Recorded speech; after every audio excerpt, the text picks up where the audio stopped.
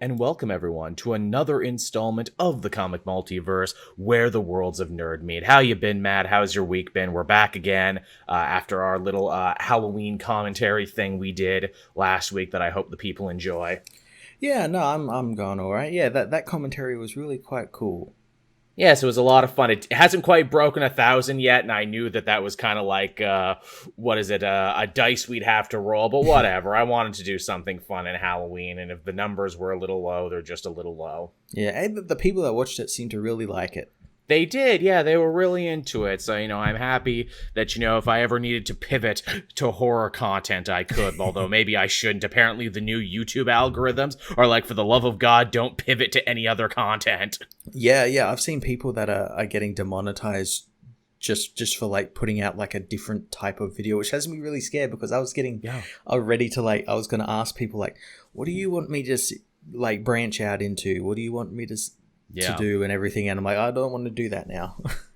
Yeah, it's a fuck of a thing, for sure there. The moral of the story is never try anything different. Never try to diversify your portfolio in any meaningful way.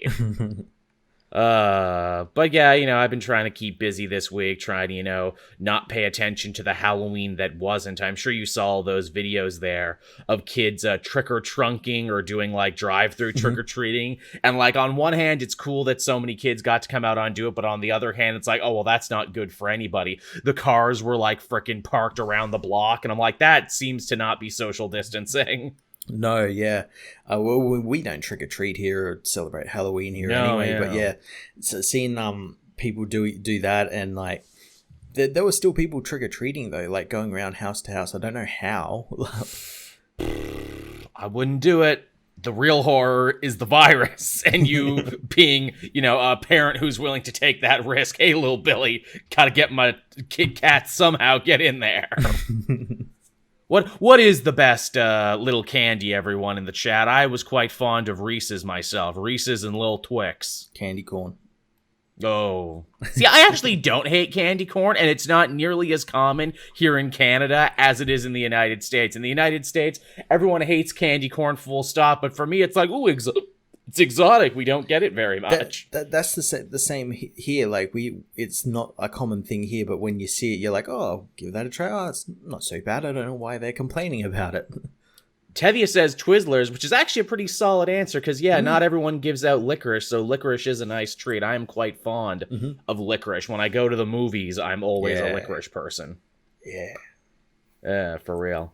So I did a lot of TV streaming this week, got some good horror movies in there. I think we both watched a lot of the same shows, too. Obviously, we're going to talk about The Mandalorian later on there. People are dying to hear our thoughts on that. But I also checked out that new Netflix show there, Blood of Zeus, because it's like, ooh, it's anime and Greek mythology. I like this. Yes, it's Himbo, God of War. It certainly is. Everyone is very, very pretty in that show. Even the demons are very boy band in their looks. But it wasn't a bad show. It was all right. Yeah, it's pretty good. It kind of it kind of came at like the right time because we had that and we had Hades.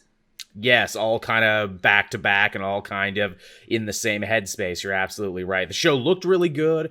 I love putting the anime flavor on Greek mythology. You don't get that very often. The soundtrack was really good. It was. Yeah, the characters were all kind of forgettable. They never fucking explained the woman, like her whole thing. They never fucking explained what her deal was. It's okay. It's a Netflix show. It'll be canceled soon. Exactly. That's the thing. I'm like, guys, you might only get one season here. You guys really, really gotta try and work this. Okay, do whatever you want.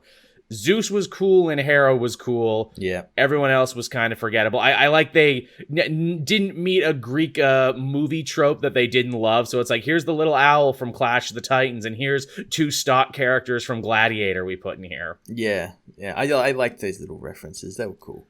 They were cool. I didn't catch this till later too, but the Black Gladiator guy, his name was Kofi, and we hear that he's a Pancratius champion, which Pancratius is like the godfather of wrestling and mixed martial arts and everything. They were like fights to the death, and it's like, oh, he was an ancient Greek wrestler and his name is Kofi. Clearly he is a reference to Kofi Kingston. That's pretty fun. That's cool. That's pretty cool. I like that. I would have actually liked to have hung out more with him. But yeah, that show was all right. At your request, actually, or at your idea, I saw you tweeting about that Nixium cult documentary, and I didn't really know much about Nixium, only that the girl from Smallville was in it, and like actually a pretty big player in the cult. Yeah, she was like second in command, basically. And man, that fucking thing, I actually plunked down. I got like 30 days free of Stars, because it's a Stars show, and I watched it on Amazon, the first 2 episodes, and fuck, like I thought I knew everything there was to know about crazy sex cults, because I watched the R. Kelly one, I watched the Epstein one, I watched the Surviving Neverland one, but holy shit, this guy, Keith Raniere, took it to a whole other level. Oh man, It's crazy, like when you watch the documentary and they lay it all out for you, you're like, how the fuck could anyone believe in any of this? It's so crazy, because it's like he went it at the angle of like not religion, but of like new age self-help. Yeah. And he purposely went after like a bunch of like heirs and heiresses of like big corporations, yeah, like famous like celebrities and stuff, and yeah, like the Seagram's wine cooler people. Like apparently they funded him in the beginning really heavily, and like he branded people, and like he tried to build a private army. And I'm like, what? Yeah, it was insane. Again, like it follows that usual thing of a cult where again, like I said before, how do people believe this when they like ease you into it, and then you get to like a certain level, and then they just don't bother and just be like, yeah, this is a cult, you'll remember. It's so crazy. If you become a leader, you can make more money, but if you're a follower, you have more fun, that sort of thing. Crusader Con asking about it's called God, I can't even remember what's it called, like seduced, secluded, something like just that. Just search the cult. Yeah, just search Nixium and you'll be able to find it. It's not on Netflix right now. It's on I got it on Stars via Amazon, but you can find it some other way, I'm sure. Yeah. It's actually still going on right now, or it's like ending this week or something. 3rd episode comes out tonight as we're filming this, I think. Right. Okay. Well, I'll have to go check that out so I can see the finale of that. But yeah, it's a really fascinating documentary. If you think like, oh, I've seen everything there is about all these cult things, no, they got some new curveballs they're throwing you. Holy shit. But yeah, so that's what my week entailed. What about you? Yeah, pretty much the same. Just like watching a bunch of like TV shows and stuff. I watched a bunch of anime because I've got Anime Lab. I bought a year of that, so I've just been kind of going through anime that I've like missed, or ones that I only got like halfway through and then stopped for some whatever reason. I finished what I finished recently, Attack on Titan, because I'd only watched like the first half of the first season. I have watched the first episode of that, and then I'm like, man, this is cool, I should finish it, and I never did. This is how far behind I am on anime. I never finished My Hero either. I was doing the videos on it. I'm halfway writing the final episode. I'm like, I'll finish this later, and I didn't. I'm bad at finishing shit. There's too much. It really is. How does Anime Lab compare to the other apps out there? Because there's so many now. I rather like it, because I wasn't aware until just this year that I could get it in my country, because like Crunchyroll and all that, you can kind of get it, but it's limited and everything.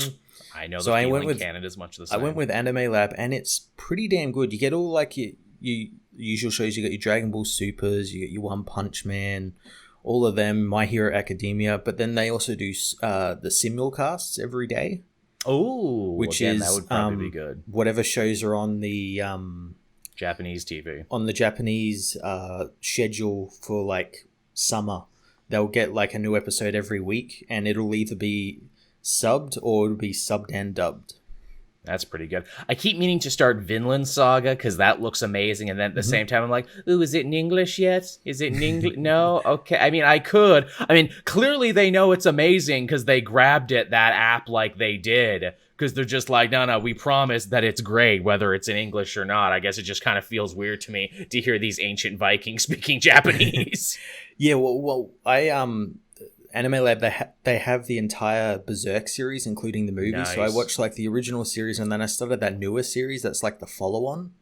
Yeah, and now that I have seen. The first season is dubbed, but the second season isn't. So like I'm watching it, and then it transitioned over into the second season, and they're starting speaking Japanese. I'm like, what the hell? Why?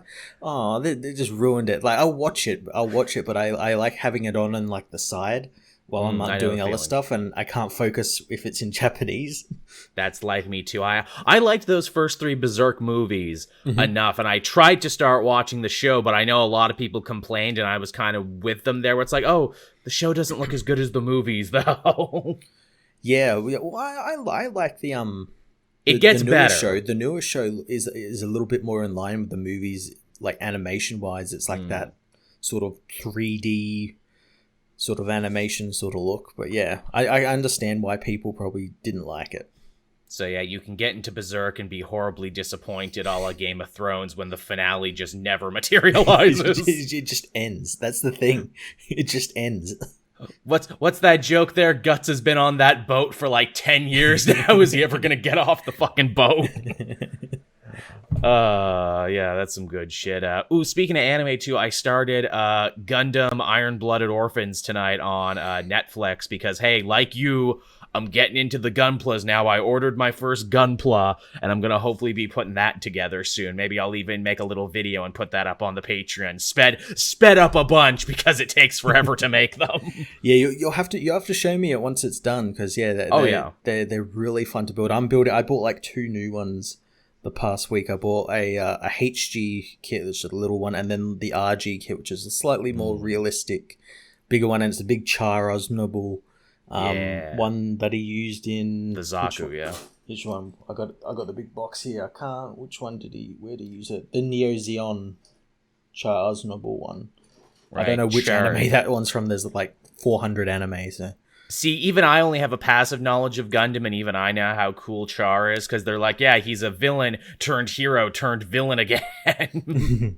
Yeah, I watched the again on Anime Lab. They have the Mobile Suit Gundam the Origin series, which is like the remake of the original 0078 series, and it's pretty damn good.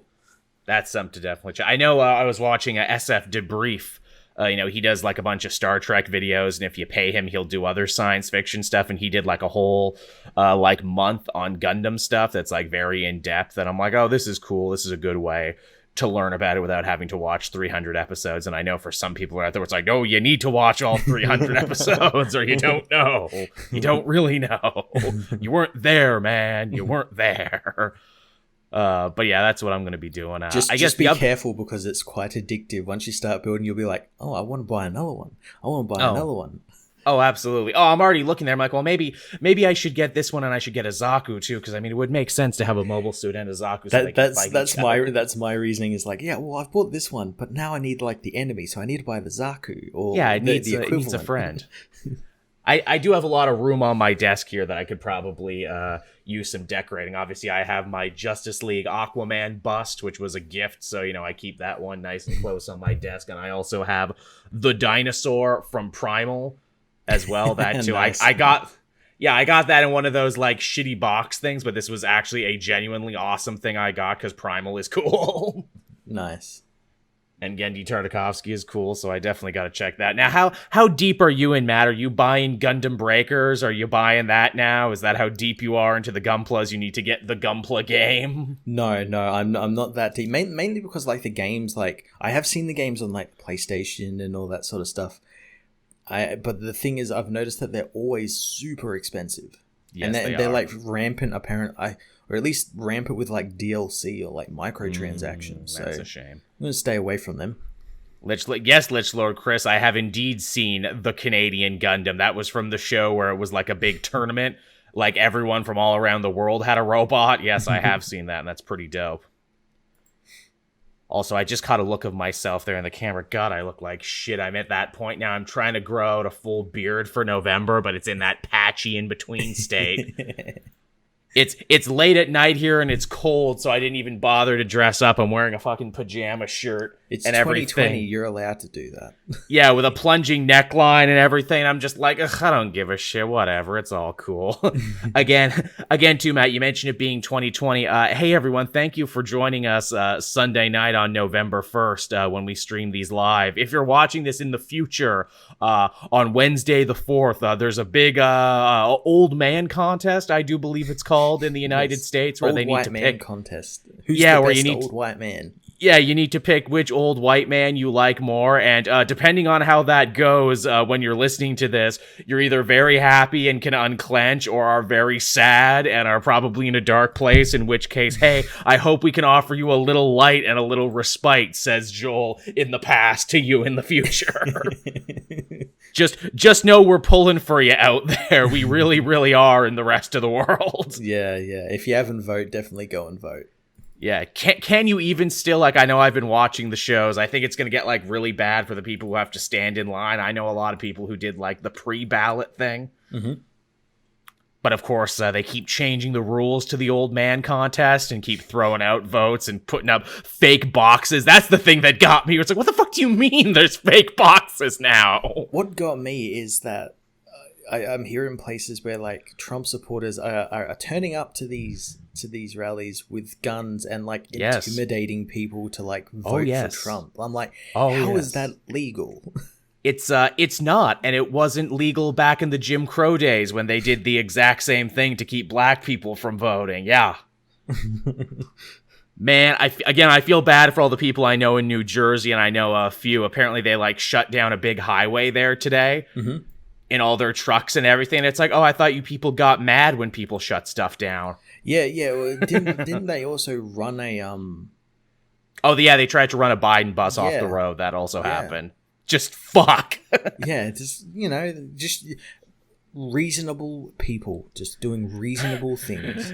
It's like you think, man, that's really fucking crazy. Then you're like, oh yeah, there's also a murdered virus out there killing people, and we're all either in the second or third wave, depending. I don't know how shit is in Australia, but we got like a ton of new cases here in Canada now. It's like actually fucking scary again. Whole of Australia, I don't think I've had a new case for a while. Well, lucky Australia then. Can I come there and hang out? Well, then I'd have to fly, which means I'd have to go to Pearson and I'd have to go to an airport. And, oh, God, nothing would give me more anxiety than you need to do international travel right now. Oh, yeah, no way. Because, like, here in my small little bubble, I can control myself. I can make sure I'm masked. I can make sure I'm washing my hands. I got a bunch of gaiters for the winter. So, you know, my face doesn't get cold and everything. And I'm probably going to get some fleece ones that they're selling. Mm-hmm. But, like, yeah, just holy shit, I could not imagine international travel and having to be around other people. I'm lucky that I live in the ass end of nowhere in northern Canada, so no one's bugging me and I'm always 6 feet from everyone at any time.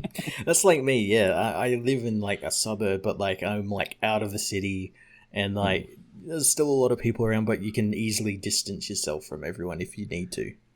I remember early on my grandparents, who never take anything seriously, they're like, hey, Joe, we're going to come and visit you because we got so much time off and everything because everything is closed. And I'm like, no, stay in the city. Don't you fucking come here. Don't you bring your city germs up here, damn it. Yeah, Lich Lord, sure, everyone can come visit me for a vacation. I think when this is all said and done, we all need a fucking vacation. Yeah.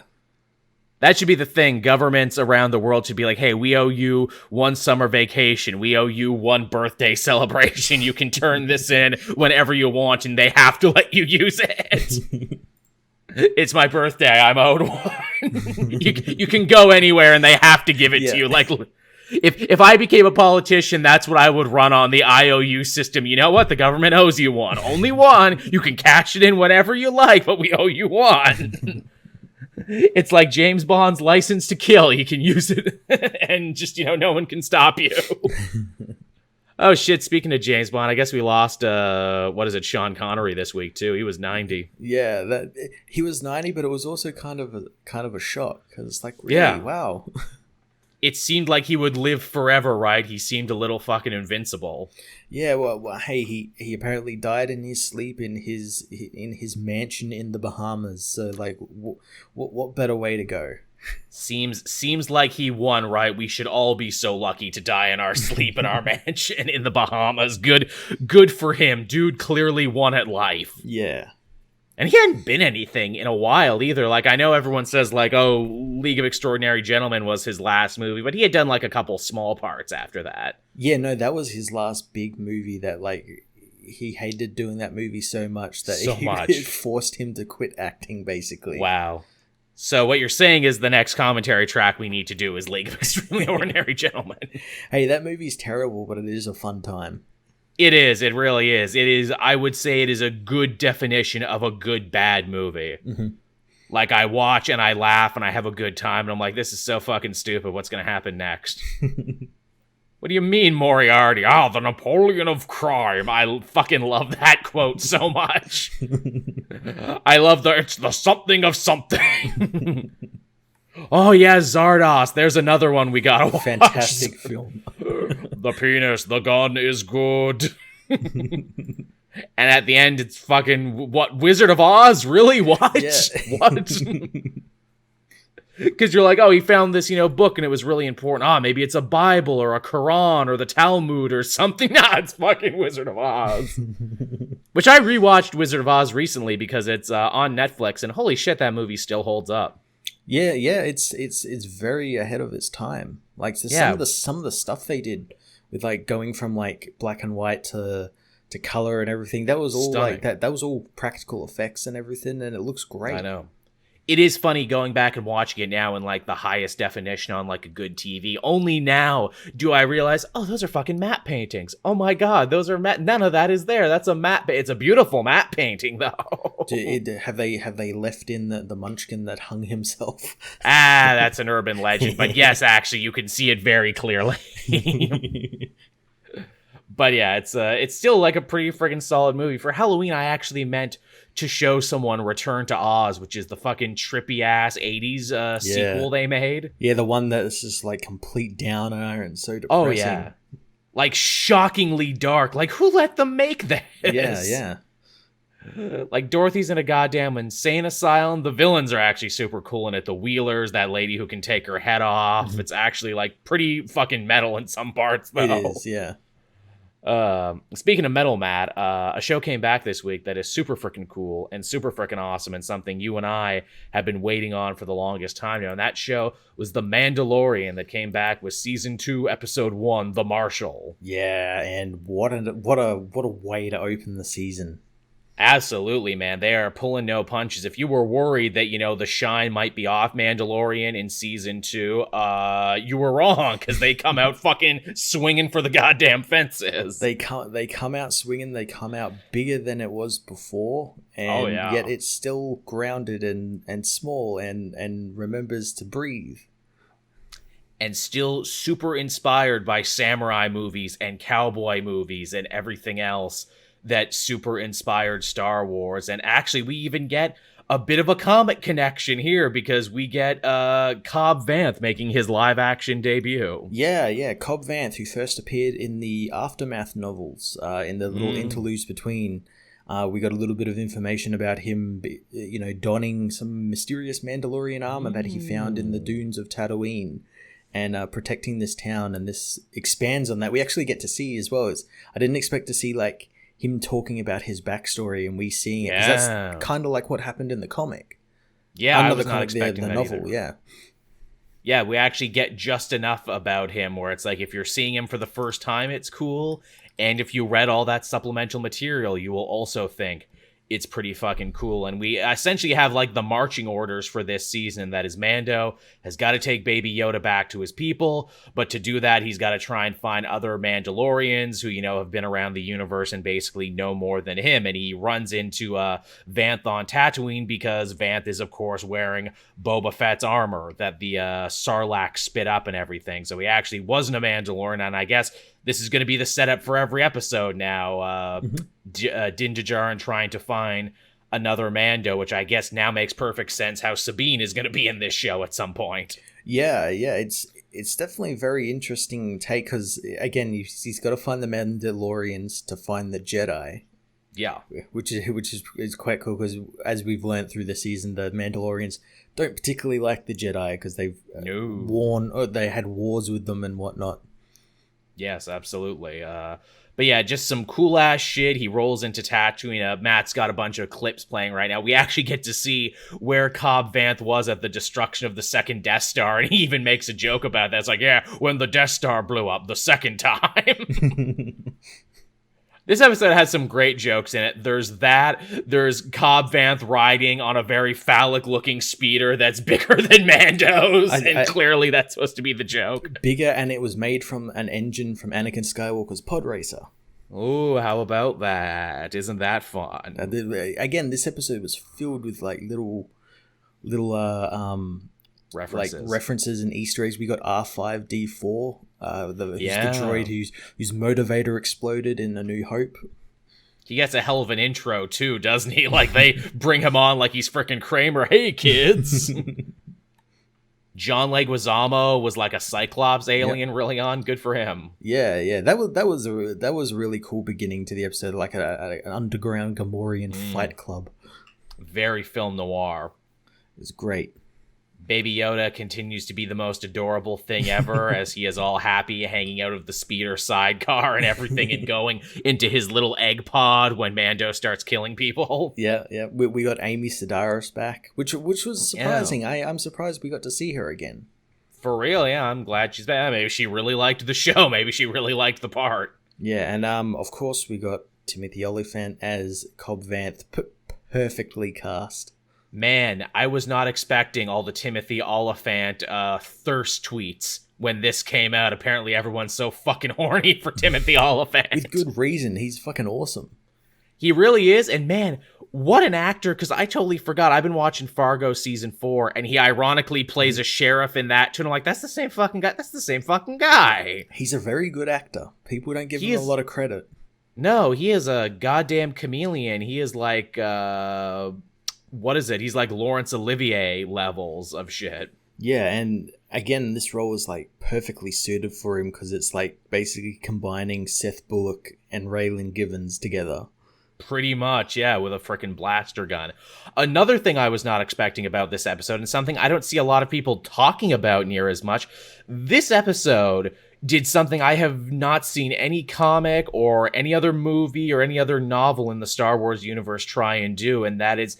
it actually tries to humanize and sympathize the Tusken Raiders. Mm-hmm. Yeah. I'm fairly certain there was some stuff in the old EU that did it, but it didn't do it to this level where we actually spend giant moments with them and learn more about their culture, and Mando can speak their language and everything. Which they never explain, and I'm glad they don't explain that, because so much of the fun of the first season of Mandalorian was the mystery of who is this guy, who is Din Djarin, and now it's like, yeah, he can speak some Tusken, go figure. Yeah. Also, he got a nice little bit of like character build off like the end of the first season, where like when he arrives on Tatooine, he just like lets the droids work on his ship, whereas the first time he did that, he like shot at them. Yeah, because of his close relationship with Taika Waititi bot. Yeah. It's refreshing, too, to see these Tuskens in this new light, because it's like, yeah, they are like an aboriginal group that is so demonized in all the other movies as like these soulless raiders. Raider is even in their name, where it's like, yeah, I guess they are natives to this planet, and I guess everyone else farms the moisture around them, which should maybe be theirs, and maybe they should share the water. The best line is like when they give Timothy Olyphant the stink water, the stink cactus, and it's like, you steal our water, the least you can do is drink it. Which I'm like, ooh, that's some good shit. That's some cutting shit. And where they all celebrate at the end after beating the crate dragon, and they're all doing the thing. Yeah, that crate dragon, that looks so damn good. Sure did. Like, it's basically a Monster Hunter episode. It was fantastic. Oh my god, yes it was. And literally at the end, the Raiders take all its loot drops so they can build better gear. Yeah, they got a good loot drop because they got the crate dragon pearl. Oh yeah, is that what's the deal with that? I didn't quite understand that. Do tell. Well, it's just something that they usually have in them, and people know it from like the Knights of the Old Republic game. It was something that existed before that, but that's where it kind of got popularized, because I think, if I'm remembering correctly, there's a quest where you got to kill a crate dragon and get the pearl or something. Is it like just really valuable, or does it have like magic or medical abilities? Yeah, or well, like I what? think it's valuable, but I think also to the Tusken Raiders, it probably holds some sort of like religious significance. Right, because you figure they only kill one every couple thousand years, so it's probably a big deal. Yeah. Also, too, I love it where we actually get to like hang out with the Tuskens and see where their language isn't just verbal and vocal. They all basically have sign language too, as you would need on a desert planet where there's sand everywhere and where you got to be quiet or something will kill you. Yeah. I thought that was really cool. I know one of the guys on Twitter who worked on the show, apparently that's what he does. He like creates fictional languages. Yeah, he came up with the Tusken Sign Language. I'm like, that's pretty dope.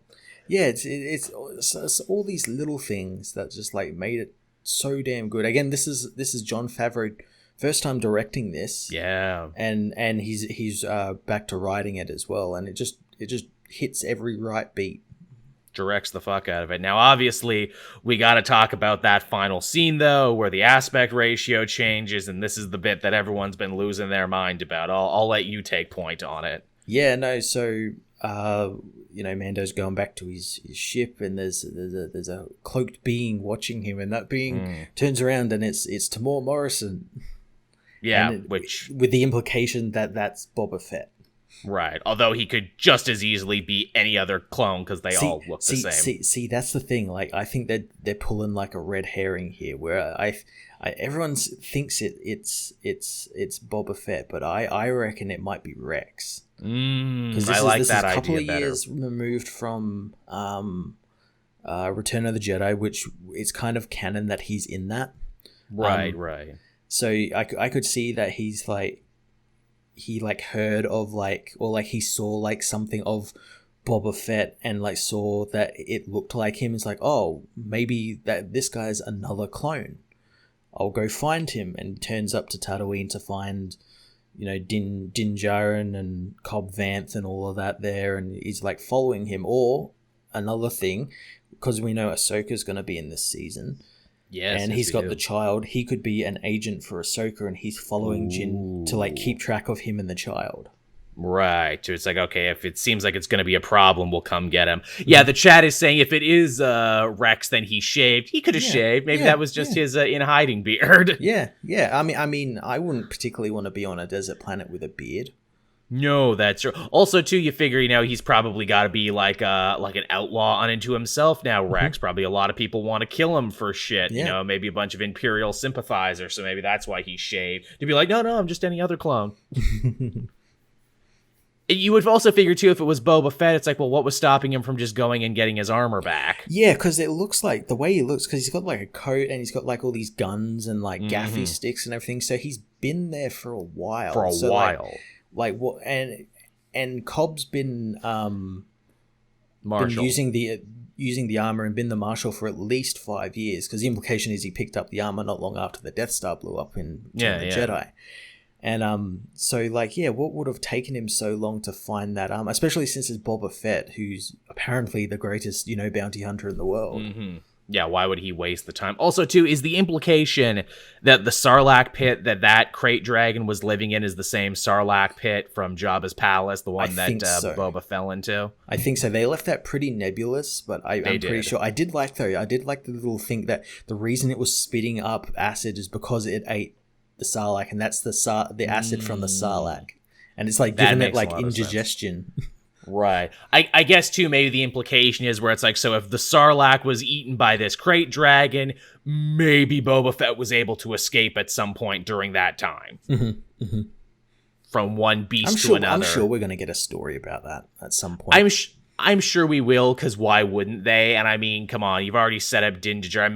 Maybe now they can do like the ultimate torch passing thing with Boba being like, "You the big dick Mando now." Well, Din's done a lot more to earn that title than Boba Fett has. So. A little bit. And in fact, hey, maybe they could do to him what they kind of did with Darth Maul, with Boba being like, as I sit back and look on my career, I didn't really do that much. I just had a great PR team. It was that armor that did all the heavy lifting. And also the armor that friggin' Mando gets back at the end of this episode. I was not expecting him to get it back. I assumed they were going to pull you've earned that armor. You're every bit a Mandalorian as I am. See, I thought like as we're coming towards the end, I'm thinking, they're just gonna do away with the armor. Like Cobb is gonna be the one to sacrifice himself to like kill the crate dragon. Like he was gonna be the one to fly in and blow up that bantha. Yeah, I really assumed they'd go that way. Although it does make a lot of sense as Jin Djarin is basically like, hey, my culture is not your costume. Take that shit off. This deeply offends me. I did like that part where like Mando sacrificed himself. He got rid of Cobb by doing the exact same thing Han did, which is he hit the back of the jetpack and it sent Cobb flying. There's a lot of fun callbacks like that. I like that when you think they're going to be eaten by those dogs, Mando does a Tusken Raider call much in the same way Obi-Wan did a crate dragon call to get the Tuskens to fuck off and leave Luke alone. Yeah, this episode just loaded with shit like that. I think we're in very good hands for the season coming forward. Yeah, so next episode, which comes out this coming week, what do you think we'll see? I don't know. I don't think they'll do Sabine quite so early, which is, in fact, I wanted to ask you because you would have a much better working knowledge of this than me, being the biggest Star Wars fan I know. How many other Mandalorians are active during this point in history? Boba. That's, well, like, in the new EU, that's, like, literally it. I was gonna say, like, yeah, because they've actually, like, I'm sure there is, like, obviously we've got hints that like there's other underground like convents and stuff. Yeah, because they've kept it all very close to the chest and haven't actually done too much with the Mandalorians. I guess now would be a perfect time to invent some new ones. Yeah. Yeah. Again, because like you said, there's a lot of underground cities out there. Hey, we gonna find out whatever happened to Bo-Katan there? Because she was the leader, right? Because like Sabine had given her the Darksaber, and like she was leader for a bit. Well, apparently she's gonna be in the season because Katie Stackhoff is gonna be playing her. Okay, so yeah, maybe he'll have to go find her, and maybe when he finds her, we'll find out, hey, how did the planet Mandalore fall for like the second time? Yeah, well, that's the thing as well, and he's definitely gonna find out that Moff Gideon has the Darksaber, and he should know what the Darksaber is. He should, and now that we're setting up this idea that Mando in his quest is actually trying to get back ancient Mandalorian artifacts. Yes. I'm not sure where it's going to... I have a feeling, though, that maybe in the second episode, we're going to still spend a little time on Tatooine. Because I have a feeling... Because like, it doesn't end with him leaving the planet. No, that's true. Can we also assume, too, that Boba Fett or Rex, depending, was the boots we saw from the Ming-Na Wah episode in Season 1? I don't know, because... See, I don't know. I have a feeling that might have... Unless it's been confirmed, but I don't think it has. I'm going to assume it might have been Cobb Vanth, because it made that same sound, that like... Right. The, like, spur clinking sound that his armor cowboy, made. yeah. But at the same time, Mando's new suit does that as well, so that's not something just exclusive to Boba, which people thought it was, because he made the same sound in Empire Strikes Back. That's right. So, like, yeah, it could have been anyone. I'm guessing we're going to find out unless someone's confirmed it already. I'm going to assume it's Cobb Vanth, and he found it because he was out in the middle of fucking nowhere, so... Yeah, that would probably make a lot more sense, wouldn't it? Yeah. Yeah. I mean, definitely lots of cool places they could go with this. I would actually like to see maybe some other Mandalorian, cells, basically. Maybe they act a little differently and a little less honorably than the one Mando came from. Yeah, there's like one where they always take off their helmets or something. Yeah, where they like do shit differently, like maybe constantly triggered by that. Yeah, like maybe because again, we knew in Clone Wars, Duchess Satine, they had like a bunch of pacifists for a little bit. Wouldn't it be fun if he found like the pacifist Mandalorians? Yeah, or he found like the Mandalorian like sect that's like what Sabine was, which is like the upper class, those rich aristocratic ones. Yeah, like let's see some different layers to this Mandalorian society now that you can build it up, because assumedly they wouldn't all be the same. Mm-hmm. Yeah, exactly. Yeah, I like that idea that there's a group of Mandalorians where it's like, no, we always take off our helmet. What's wrong with you? Yeah. I'm glad they seemingly put an end to that, too, where a lot of fans are saying, like, oh, apparently Pedro Pascal wanted to have his helmet off more in this season. He's going to have the helmet off more. No, never took it off all episode. Yeah, and he's the Mandalorian throughout the whole season. He didn't, like, walk away or quit, like, what some particular scooper YouTubers would have you think. Yes, thank you. Thank you. I don't know why. People are really willing to believe just about fucking anything when it comes to Star Wars, aren't they? Well, if it's bad, they'll believe it because, Kathleen Kennedy's the devil and, Right. She got into a parking lot fight with J.J. Abrams and... She kicked my puppy. Yeah. She drinks the blood of virgins on the full moon. That's how she stays young and powerful. We must destroy her Horcrux. Hey, here's another question too. So potentially this is Boba Fett. We know where his armor's at. What happened to the Slave One? Where did he park that?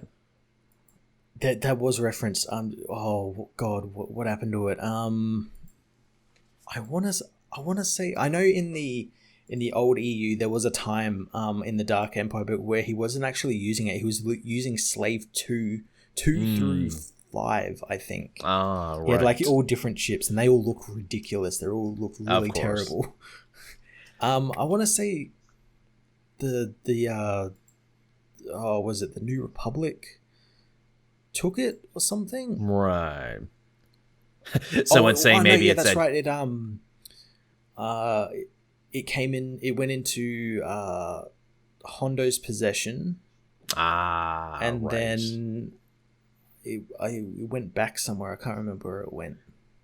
Someone's saying it's at the impound lot at Jabba's palace. yeah. It's got like the boot on it, on the door. Bunch of unpaid parking tickets on the front. Because you figure if like Din Djarin's all about trying to pick up ancient Mandalorian artifacts and stuff, maybe the ship would count as one. I don't know if it would, because it's not a Mandalorian ship per se. Right. It's just a ship a Mandalorian used. If he's even a Mandalorian, because that's a debate that they still haven't quite settled. And I'm sure this show, I think we'll get a definitive answer to this show. I personally don't think the Fets are Mandalorians. Or if they are, they'll probably make them like what Din is, where he was a foundling. Yeah, because you figure that's got to be a conversation they can have where Din will be all up in Boba's face and be like, hey, you and your father, you stole the armor, you besmirched the name, It's like, well, you weren't born into this shit either, asshole. They found you as a kid and raised you. I am as much a Mandalorian as you are. I know that you hate to admit it, but... So get off my dick. Because, that's how Boba Fett talks. Get off my dick. But yeah, so that's Mandalorian. It kicks ass. Continues to. Yeah, I'm looking forward to that second episode. It just can't come soon enough. Man, did you have that horrible bit of like disappointment roll over you when episode 1 was? I was like, I want to watch the next one. I know. I want to binge it, but I'm glad they're doing it weekly because then that keeps retention up. It's true, and you can really stop and think about it, and it's easy for everyone to be on the same page about it. Mm-hmm. Because, like, I know if it was bingeable, I would, like, wake up in the afternoon, as I tend to do, because what the fuck am I going to do? And Twitter would be full of spoilers and pictures, and can you believe this happened? And I'm like, oh, god damn it, I wanted to see that. This way, everyone is basically on the same page. Yeah.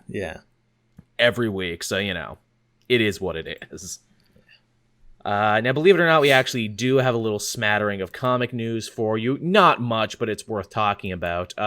So there's a new Iron Fist series. It's a mini-series. It's in development, and it's going to be coming out in January. And shockingly, it is from G.I. Joe and comic legend in general, Larry Hama. Yeah, this was quite interesting. Makes me think they're getting ready to do something with Iron Fist. Yes, that is also the rumor, too, is that, why are they coming out with this comic now, especially so close to Shang-Chi, when it seems like they have their Kung Fu guy all shorn up? Well, apparently in the next couple months to a year, a bunch of those Netflix hero rights are going to return to Disney again. I think they already have. Most have. I think there's 1 or 2 that are still held out. Okay, yeah. I don't know if, like, Jessica Jones or The Punisher... like, a weird one was a holdout. Like, they don't get this one until, like, the end of the year. Mm-hmm. But yeah, they're all very close to coming back, and yeah, it looks like they're shoring up their brands again, little by little. And I like the idea of an Iron Fist miniseries. I miss Danny in general. Yeah, he wasn't really like present for really anything recently, was he? They had no reason to. Same with Luke Cage and Jessica Jones. Why are we going to put him in anything? He doesn't have anything going on.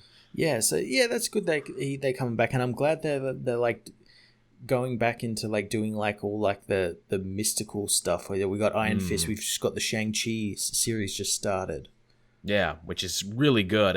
This is the full title of this is Iron Fist: Heart of the Dragon, and it seems that there's some new villain out there killing all of Marvel's most prominent dragons, including Fin Fang Foom, which is interesting because Fin Fang Foom showed up again in that Shang-Chi book. Yeah, in the first issue. Yeah.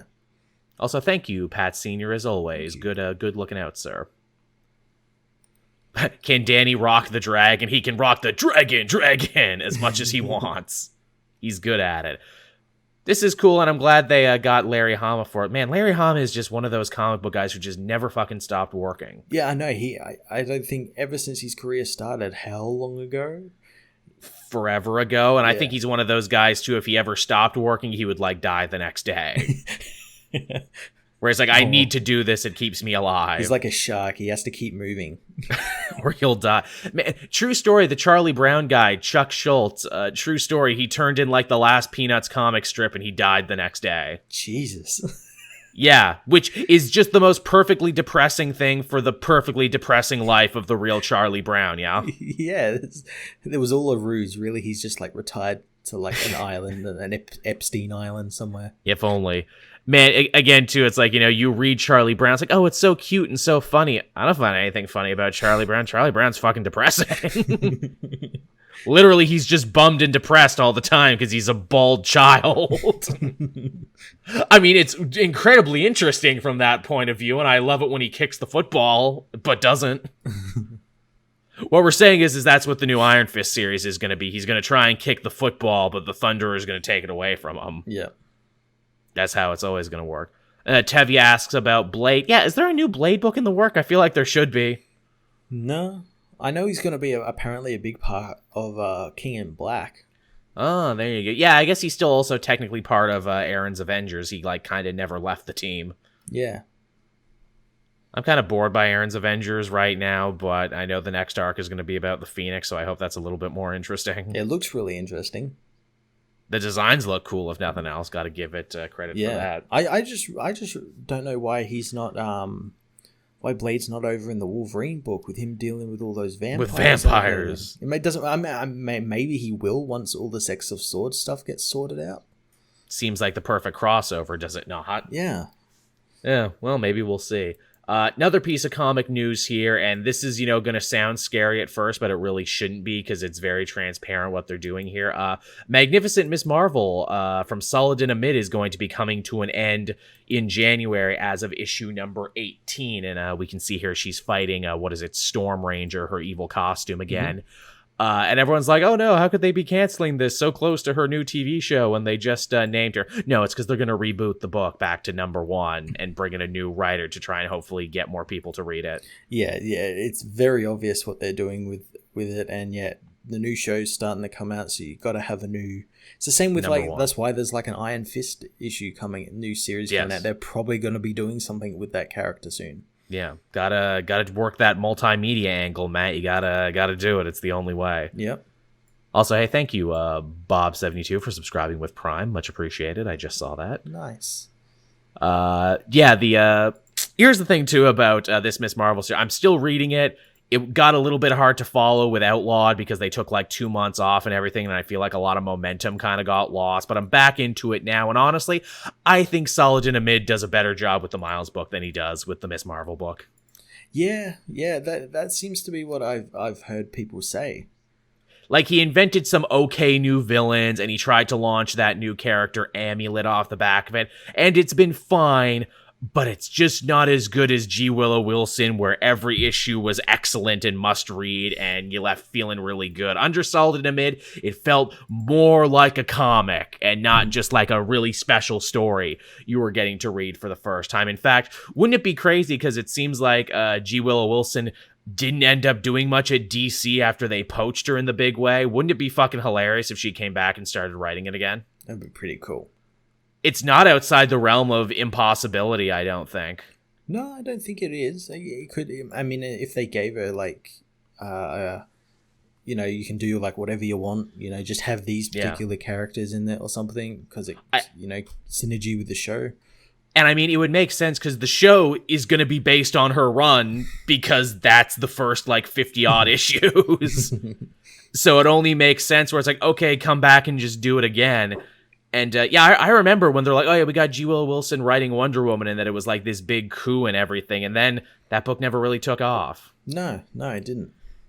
In fact, what Marvel gave her after Miss Marvel never really took off either. Remember, she wrote like the first arc of A-Force after Secret Wars, and then that didn't go nowhere. I remember A-Force.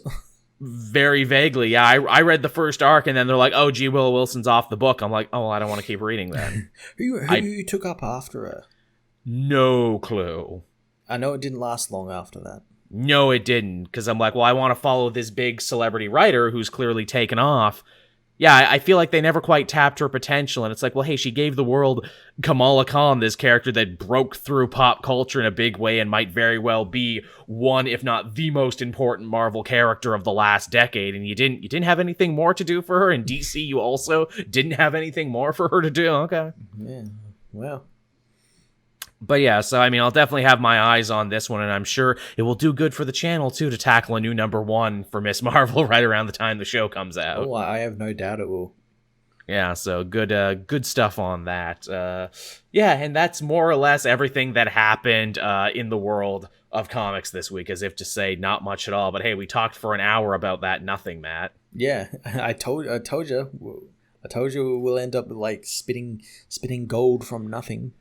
Yeah, why is it on the weeks that we have nothing to talk about, we actually end up talking longer? I guess from there we can actually hop on over to what we read this week. And hey, we didn't have 3 X-Men books this week. No, we had 1, which was really strange. Yeah, which, hey, I'm fine with that. I'm good for a little breather. I think we could all use a little breather up in there. That's all right. This week we've got 3. Yeah, I know. Of course, or maybe 4 actually. No, 3. We're back at it. Well, we're officially at the halfway point. We had X of Swords Stasis #1, which was the 11th part of this 22-issue series. Yeah, and it just quickly rushed through all of the bad guys getting their swords.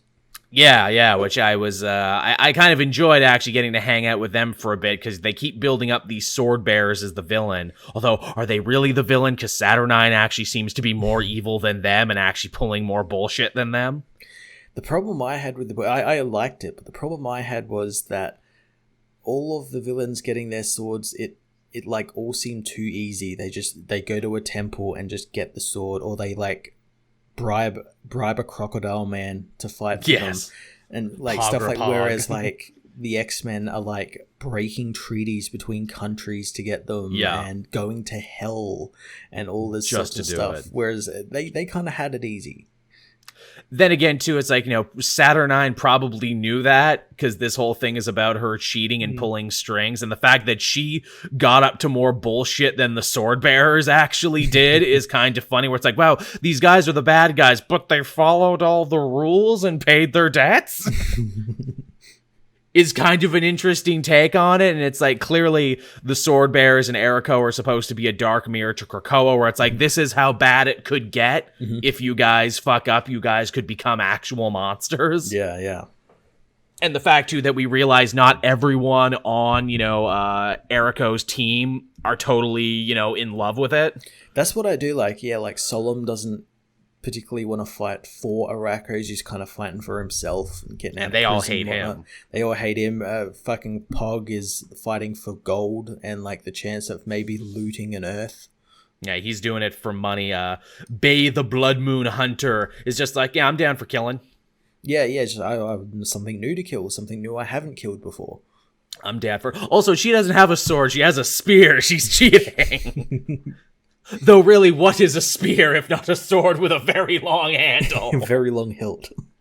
Yeah, can we just keep breaking the rules like that? Ooh, I have 2 knives. They're technically tiny swords. I also like, too, that Gorgon is the 10th guy and he has 2 swords instead of 1, but the text box literally covers him so you don't even see Gorgon. I love that part of Gorgon because, like, in the last issue, we were like, okay, we've got 2 more like people left because we've got Apocalypse now. So like, who's that going to be? And this issue, you think, oh, we're going to find out who they are, and it's just Gorgon. It's just Gorgon. It's just me. he doesn't get an issue devoted to himself because it's Gorgon.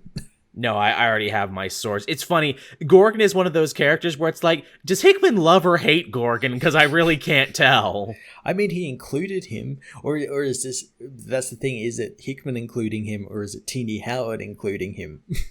Well, I mean, we technically saw Gorgon, what is it, in, like, that issue where they all go and visit the UN, and he's, like, head of security Gorgon. That's, like, his job. Yeah.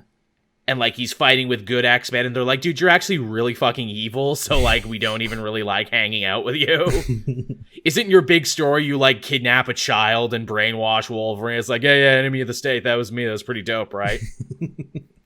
And they're like, no, that wasn't dope at all, you dick. What do you even do on the island? Just sit there with your eyes covered?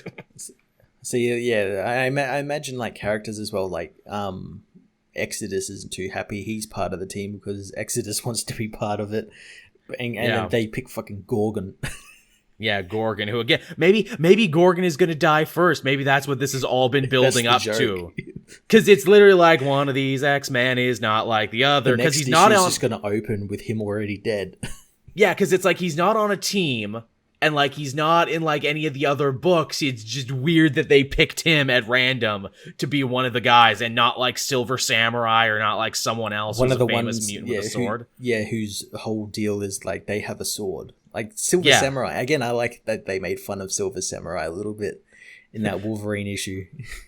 It's literally my whole thing, and I didn't get invited to the big mutant sword fight. But yeah, we see all the sword bearers get their shit together, and, you know, we learn, I guess, a little bit more about Erico and how they have their own soap operas and everything that's probably going to play a part in the fight. And then they all got to spend the night together in Saturnine's haunted citadel, and she kind of fucks with them by giving them a bunch of tarot cards. Yeah, that none of the mutants seem to like, especially Apocalypse, who apparently that the card changes the game for him.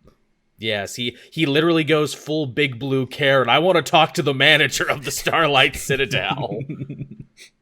And he does, because the card he pulled was actually the Lover's card, and it shows him and his wife reuniting, and it's a big twist for him to know that his wife Genesis is still alive, because we the reader knew it, but he didn't know it. Yeah, we the reader knew she was Annihilation, but yeah, he didn't. I don't know how he didn't know. Yeah, it's pretty obvious. Yeah, but no, it's a fun series. We're finally at the tournament stage of it. I am interested about goddamn Hellion's team because all the enemies got their swords. So like their whole mission was for nothing, unless that's the joke. Yes, that it continues to be a comedy farce. Like, they show up at all these places in the next issue only to realize the swords are already gone. Yeah, it's like, oh, we should have set off, like, hours earlier. Yeah, crap, why did we stop to go cape shopping? Or, again, they could make a joke of it, too, where it's like, okay, so we fucked up on the sword mission, and that's really bad, but okay, before the fight starts, we're gonna jump out of the bushes, and we're gonna throw a sack over them and beat them with baseball bats so they can't make it to the fight. We're gonna spike their punch with sleeping juice. Run their tour bus off the road. Yeah, oh my god! Yes, it's just Mr. Sinister in a carriage trying to run the sword bearers off the road. It's just them getting up to like Tom and Jerry shenanigans. Like, okay, I'm gonna put this box and this stick here with the string, and then when one of them comes, I'm gonna pull it out. See, now you've sold me on it, Matt. Now I think Hellions is a must read. Or they all die. That would be another thing, too. They all fucking die in Otherworld. Yeah. And all have to be reborn as something else. Yeah, or somehow the stakes will change, and if the X-Men win, they'll get to come back or something. Or something fun like that. Yeah, there's still lots of places they could definitely go with it. But yeah, Exosword Stasis, it was fun. Yeah. I'm looking forward to, because we got this week, and I think it finishes in like 2 weeks. Yeah, it doesn't take very long to finish. They're getting a lot of issues out in a short amount of time. Yeah. Which, again, is why people are like, oh, this is too much, it's too long. I'm like, guys, this hasn't come out with a delay or with anything. This is actually moving along at a really good place. Yeah. Yeah, definitely. So where do you want to go after that? Well, we had the finale of Three Jokers. Yes, we did. Man, a series that, in the end, the actual Three Jokers played a shockingly small part in the overall story. Yeah. This weirdly ended up being a story about forgiveness and moving on from trauma, which I was not expecting in a story called Three Jokers, but there it is. Again, it's John's doing something different with something we've seen loads of times, and it works so well. He subverted the fuck out of expectations, which means, of course, a bunch of Mouthy Batman fans hated it. Oh, yeah. Oh my god. The amount of people that fucking hated this book. And just didn't get where it's like, nah, guys, that wasn't what it was about. Yeah. No, it wasn't about Batman beating the fuck out of Three Jokers. It never was. No. Did you get the same people, too, being like, but how does this connect to the Mobius chair that started all this? I'm like, guys. And it's very obvious what Batman was doing there now. And also, it's like, guys, that was like, what, 3-4 years ago? That was like a bunch of DC regimes ago. None of that was ever going to matter when Johns got ousted from power and this thing got delayed as many times as it did. This thing still might not even be in canon. Did you not notice that Alfred was still alive? Not only does that Mobius chair thing not happen, but it, like, as well, it can make sense because, again, like, as people said in my comments, and it makes so much sense, that, like, Batman, because Batman obviously knew Joker's name, like, since the week after they first fought, and he always has known. And people were saying that he was just testing the Mobius chair. He has access to an all-powerful god creature thing, and he'll test it to make sure he's right, but also test that this thing can actually work. And he would have asked it, what's the name of the Joker, because he knows, but the chair said, which Joker? Yeah. Also, the idea, too, of Batman keeping this secret, keeping it from his sidekicks, but for once, it not actually making him a dick. It actually kind of like, there's a reason. Humanizing. Yeah, him sympathizing and humanizing him, where like Batman is willing to let his sidekicks hate him and think that he's this huge jerk because he's protecting this poor lady and their kid from this horrible, familial connection. It's like, see, that's what Batman does. He's willing to take the hits and get hated for doing the right thing because that's what a hero does. Yeah, it's fucking fantastic, and I don't understand why people didn't get that. It was pretty like. It was literally written on the page that way. Again, they all came in with different weird expectations. Yeah, well now I've got people that, because so the whole deal is that Batman knows who the Joker was, and that's never mattered. And the biggest secret is that his the original Joker's wife and child are still alive. He never killed them. Maybe original, again, we don't know. That's another mystery, which I like. They keep it vague, where it's like, oh, did criminal Joker create comedian Joker, or was it the other way around? Oh, and he'll never tell. Yeah, because that's the joke. Yeah, that it's not funny if you know. I mean, there's a lot of fun stuff here too, where even Joker being like, no, I planned all of this. My plan went off without a hitch. I wanted you to be forced into a situation where you would either kill Joe Chill or be forced to forgive him, and now don't you feel so much better? Isn't this weight lifted off you? Imagine how bad you're going to feel the next time I fuck with your life. Yeah, Joker has essentially become the one that healed Batman of his worst trauma. Also, absolutely, he can become his worst trauma. Yeah, to put him even more centrally in his life. And when, again, the line of the book for me is with Joker saying, well, the Joker was never broken. No, Batman was. Yeah. I'm already perfect as the Joker, but I need to make you into a better Batman. And I'm like, well, that's actually pretty cool. That's actually a really interesting plan. Yeah, it's so good. It's so damn good. And just well worth the wait, I reckon. Yeah, we also got some stuff in the book with Red Hood and Barbara. You know, they kind of had a kiss in the last issue, and she kind of rebukes him for obvious reasons. He didn't get as much play in this, but I guess you can't argue that he didn't evolve and didn't, move on as a character, because he says, hey, I'm going away for a while, and I'm getting rid of the Red Hood moniker. And it's like, yeah, that's probably healthier. Yeah. And that's what makes me think it's not in continuity, because he's not doing that at all. Yeah, because he sure as fuck ain't going to be doing that. And yeah, that's the thing. That's why I absolutely love this book, because it's given something Jason to do that isn't be a mopey son of a bitch who shoots people. Yeah, this is probably the best Jason story in a while. That's not like Tom Taylor. It's the most character development he's had since Under the Red Hood. Because he's actually treated like a character and a person with feelings and everything. And also, too, they do a great job with Jason in this story, where he is just this emotional cripple who refuses help from Batman and keeps pushing everyone away, to where, like, Batman is furious and shaking him, and it's like, oh yeah, where did he learn it from? He's literally your son, Bruce, in so many ways, and he has picked up all your worst traits. Mm-hmm, mm-hmm. Which I thought was actually pretty solid. And again, something you don't get in a lot of Batman books, to be like, no, Batman actually did raise some of these kids fucked up and wrong, and now they're, playing out his trauma. Mm-hmm. But maybe now that he was able to put that trauma away, they can all heal and get better. Yeah, but I don't think we'll be getting a sequel to this. No, I don't think so either. Someone brought up an interesting thing about Barbara, too, where it's like, this book basically ultimately says, Barbara is the healthiest and sanest of everyone in the Bat family, because she was actually able to, deal with her trauma first and, move on and rehab herself, and say, wouldn't it have been interesting, though, for this book, they probably didn't have the time because it was only 3 issues, to basically have her say, like, yeah, that's not easy. It's like a job every single day to make sure I don't relapse and everything, and being forced, fight the Killing Joke Joker again, camera and all, might have threatened her sanity, but no, she was fine. Yeah. Again, also, I think it also has to do with the fact that she has family outside of the Bat family, like her father and all of that. She gets a great scene. It gets a great scene, which kind of confirms that he knows his daughter is Batgirl.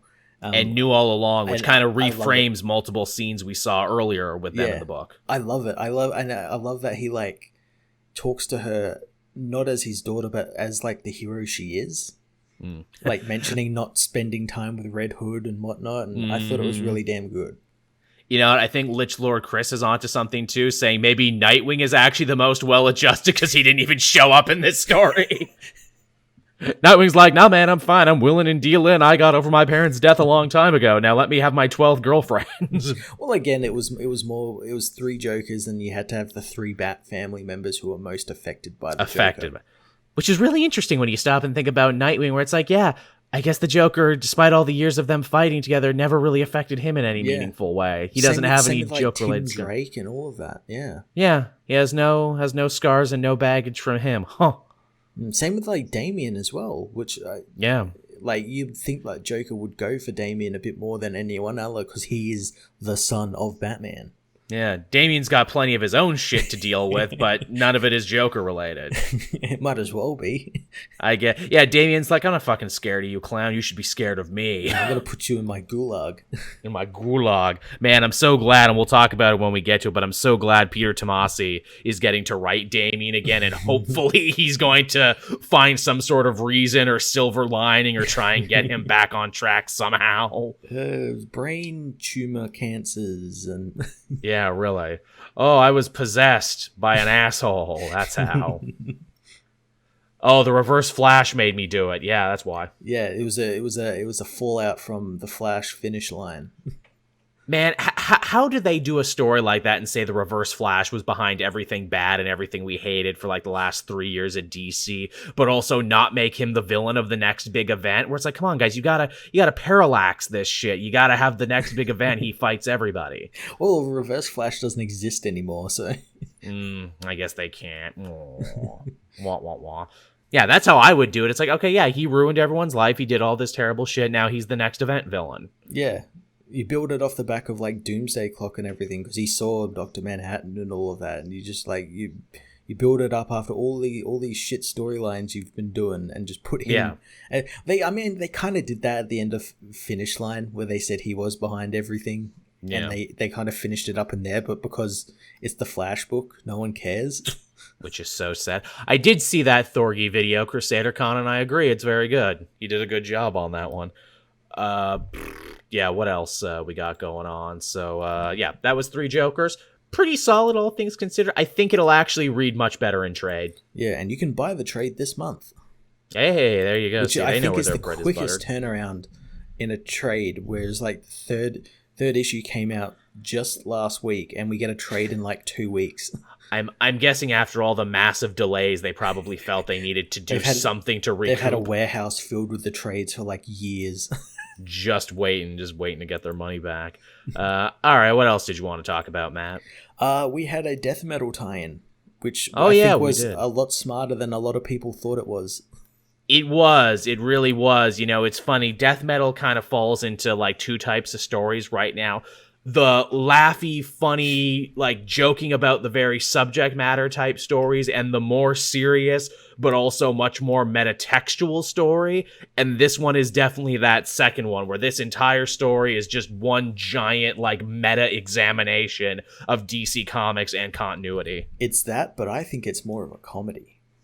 I mean, it can definitely be viewed that way, too. Well, I'll explain why I think it's more of a comedy, but we'll talk about the story first, which is we get this new character called the Chronicler. Yes, who comes from the Omniverse, and he's basically come to the DC universe to take a look at, like, why is this universe like more powerful and like full of so fucked up all the time, more wonderful things than the other ones I've seen.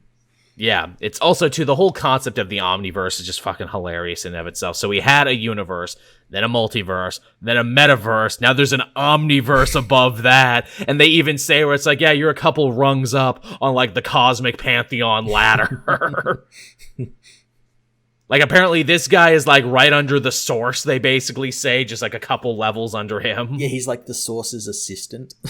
Basically, yeah, he comes from the Omniverse. He is unskilled in the ways of the DC universe, which I took to read, and I mentioned this in my video. Oh my god, he's someone trying to get into DC Comics for the first time, and he doesn't know where to start. That's exactly what it is. That's why he's going around to he's asking all of the biggest DC YouTubers like Metron who keep up to date with all of this stuff, and Vildrox and all of these characters. I'm so glad you said the YouTuber thing too, because I clued into that right away as well, where he's like, oh, I have all this information but no context. Where do I go for context? I'm like, well, you can go to www.capejoel in the whatever, and I'll tell you all about it. And then literally he goes to Metron. I'm like, yeah, in universe, yeah, that probably makes about as much sense, because he's been there since the beginning. He's read and watched. He's read and watched everything. he's the fandom Wikipedia. He's the DC Universe database. Oh my god, he literally fucking is too. Holy shit.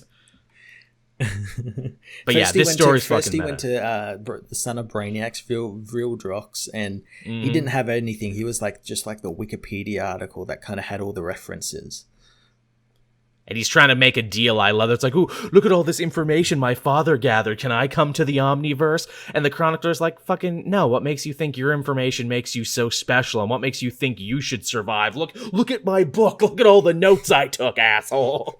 My favorite part was at the start when he went to go see Psycho Pirate. And first he approaches Joker, and because he thinks that Joker is the one he's after. And then he realizes, you're literally just a clown who has no cosmic significance at all. I don't know why people haven't murdered you yet. Yeah, bye. Yeah, there's a lot of like wink and nudge there. Even the fact too that it's like Psycho Pirate and Perpetua and Vildrox. It's like, weren't these characters supposed to be really important like just a few years ago, and then they stopped being important? Well, I don't think we've seen Vildrox since No Justice. I could be wrong. I think he was in an Odyssey story that didn't go anywhere. Yeah, and now he's there. Yeah, and now he's just here. Even Perpetua, it's like, weren't you the villain of the Justice League run, and now you're having a goddamn you throwing realities at the fucking Dr. Manhattan-powered Batman who laughs? How do people not know this is a comedy? Just explaining that to them. Yeah, you're having a fucking anime fight. You're having a goddamn Gurren Lagann battle out there while some guy is trying to learn about the DC universe. Now, speaking of comedies, I compared this whole issue to the second season of Parks and Recreation. Oh wow! Because so we've got in Parks and Recreation season 2, we get Adam Scott and Rob Lowe coming in as these two characters from out of town, who they're like auditors. And they're coming in to see if the town is going to be like shut down and moved and whatnot. And they end up talking people, getting stories of all the different people and living with the people in this world, and learning that, no, we're not going to destroy this town. We're going to save it, and we're going to stay here for the next 5 seasons or something. That's literally what this issue was. Wow, that is a very solid conclusion to make. Even more so, Metron's big takeaway, it's like, oh, this universe is beautiful and amazing and powered by belief. And I'm like, bring it down a little bit there, Neil Gaiman. Literally, that's a goddamn Neil Gaiman speech he's having. And then it's like, and I know you'll believe too, Chronicler. All you have to do is read the comic books, and then you will save the universe. And he's like, oh, my mind is expanded by all the comic books I'm reading now. And that's literally the takeaway, that this guy might help save the world because he read DC Comics and enjoyed them. Yeah, yep. And again, too, I think it also speaks to the fact where it's like, yeah, some comic fans do have trouble reading stuff on a meta level. Yeah, it definitely showed this issue. I don't think a lot of people realized that it was meant to not be taken too seriously, and it was meta. It was James Tynion, Scott Snyder, and all those guys basically saying, hey, comics are fucking awesome. Literally, you know what else is super funny too? And it hit me. I'm like, it's November 1st now. This series has been running for a while now. Big delays due to, pandemic notwithstanding. Literally, they've only mentioned what death metal is once. Yeah. It's in the little Lobo box. It's like, are we going to go back to that at any point? We've had like a dozen issues since then. Nah, it's not important. It's just the name. 7 issues. We've got 3 issues of the main series left, and a couple of tie-ins left. Feels like a dozen times, but yeah, it's so funny that they've literally only mentioned what death metal is one time. Is this shit going to be important? Maybe. Probably. Who knows? Yeah, is this the box Green Arrow had? Yeah, that's what I keep wanting to know. I'm like, freaking tell me yes. Tell me it meant something. I hope it is. It's like, it was worth it. It was worth reading it. Just for that one moment, pretty please. You'll make my year, Mr. Snyder. Can that be my Christmas present, please? That Green Arrow mattered in the greater cosmic scheme of things. And while you're at it, can I have a new Green Arrow book? I love we're doing this future state thing, but not one new Green Arrow title. I want to know what Ollie's doing in the future. Maybe he has lightsaber arrows or something. Maybe his beard is even bigger and blonder now. There's things he could do in the future. Archer of the future. But yeah, so that was Rise of the New God, and it was definitely something. Yeah, it was pretty cool. It was definitely something. What else did I have this week? We had the penultimate Suicide Squad issue from Tom Taylor. Yes, this was another good issue. This was good, but it also felt like they really kicked in the fucking turbos on this one. Like, hey, we gotta get to the end of this story and quick. Again, it makes me think this series was cancelled, and there was going to be other issues after issue 11. Mm-hmm. Yeah, because we get no time to really breathe and, let the severity of the situation kind of sink in, because Deadshot was killed at the end of the previous issue by Black Mask, who is revealed to be the ultimate foe here, using his shape-changing tech from the Year of the Villain tie-in. I know, I was not expecting that to actually matter. And it's like, everyone's sad for a minute. Harley puts on the mask in tribute, but then we gotta keep go. Yeah, and I do like that they kept him dead. Yeah, because I know people in the issue before saying, he'll be alive. The bullet will have just missed him or something. That's what I thought. But yeah, no, he's proper dead. They didn't splatter his body though, so they could still do something with it, like bring him to a Lazarus pit or something. I think that's more a courtesy for the next writer, that we didn't blow up his corpse. We can still, do something with it. Yeah. So then Ted Cord joins the team briefly to help them stop this bomb. Again, that feels like something that was meant to continue on in the next arc, with Ted Cord either joining the new and improved Suicide Squad or bankrolling them. Definitely, yeah, because I definitely love in theory how quick he is to join them, where it's like, look, Black Mask, he's dragged my name through the mud, he's taking control of my company, I want to stop him as much as you. And the fact that he almost has a bit of animosity with the Suicide Squad, particularly the revolutionaries, who are like, oh, we spend our days fighting big, rich dickheads like you. And wait, you mean to tell me you're actually the fabled good billionaire? Actually, we kind of like you because you're super charming, Ted Cord. You kind of won us over. How'd you like to come hang out with us? And even like Black Mask plan was like, I want to take over this island. I want the oil. Oh, well, if I can't have it, I'll blow it up so no one can have it. But you won't let me die though, right? Because if you stay here with me, you're all going to die. Oh, fuck, you're called the Suicide Squad. Death missions are literally in your name. Shit. I didn't think this through. No, he really didn't. I love what Osita does. She's interrogating him and she knocks the mask off his face. It's like, oh, I just thought he was wearing that. No, that was melted to my skin. Yes, and rips the rest of his face off with it. Wow, so he looks even uglier now without it, which is fucking great. And then they're like, hey, guess what? After puppeteering us and lying to us this whole time, hey, Roman Sionis, you're on the Suicide Squad now and we're sending you in first. Which is pretty dope, and that's basically the last panel we see with Zebra Man trying to enclose the explosion and everything and save everyone from an uncertain death. Yeah, but... Yeah, no, it was a good issue, but yeah, it felt a little rushed in terms of like, yeah, they're just wrapping up everything because the book, as much as Tom Taylor seems to think that it was coming to a natural conclusion, I do think there was at least maybe 3 or 4 issues that didn't come to fruition.